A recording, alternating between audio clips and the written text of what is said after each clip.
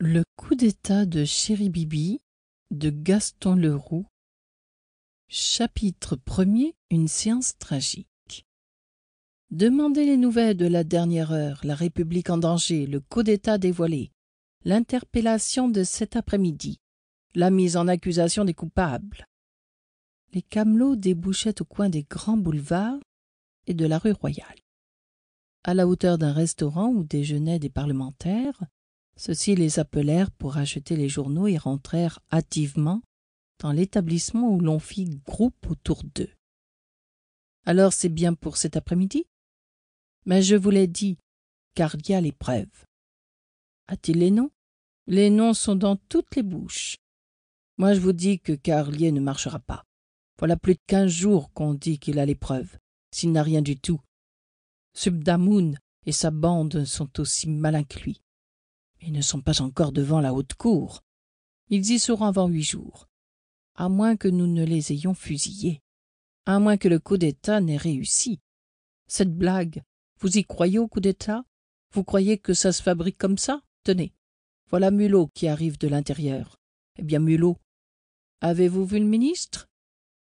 L'interpellé depuis que presque tous ses amis étaient entrés dans le ministère, un ministère d'extrême gauche farouche, ne décolérait pas.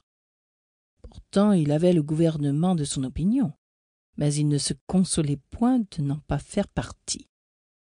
Aussi rendait-il la vie dure aux ministres, les poussant aux mesures extrêmes, aux décisions les plus graves, les accusant de manquer de zèle dans l'application des principes, et leur portant les ordres menaçants de Carlier qui avait toute l'extrême gauche dans sa main. Ah, on était loin de la politique précédente, qui déjà avait soulevé tant de colère et autour de laquelle avaient été livrées de si cruelles batailles. Elle eût paru couleur de rose à côté du ministère hérisson. Carlier donnait des indications au gouvernement sur les parlementaires à surveiller, dénonçait les citoyens, sans preuve, affirmant qu'il fallait d'abord les arrêter et qu'on trouverait les preuves ensuite.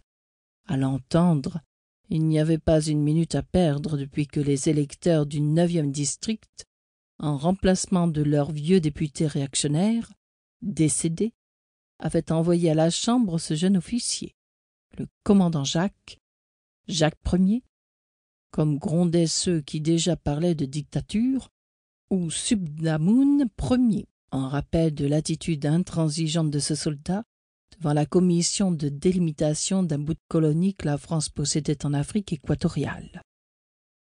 Cette attitude lui avait valu le blâme officiel du gouvernement, à la suite de quoi il avait donné sa démission.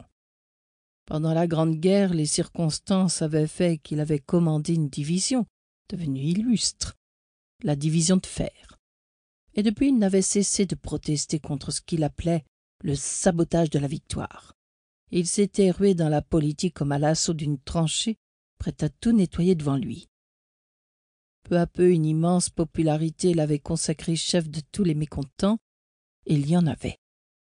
C'était un noble, marquis, héritier du titre et du nom de Touchet, depuis que son frère aîné Bernard de Touchet avait succombé quelques années auparavant dans le tremblement de terre de San Francisco, après avoir à peu près ruiné sa famille. On se rappelle que le père avait fini tragiquement dans l'incendie du château de la Falaise, à Puy, près de Dieppe, incendie qui avait, crut-on alors, dévorer également le fameux Chéribibi de sinistre réputation. Mulot consentit enfin à répondre au petit Coudry qui s'était assis à côté de lui.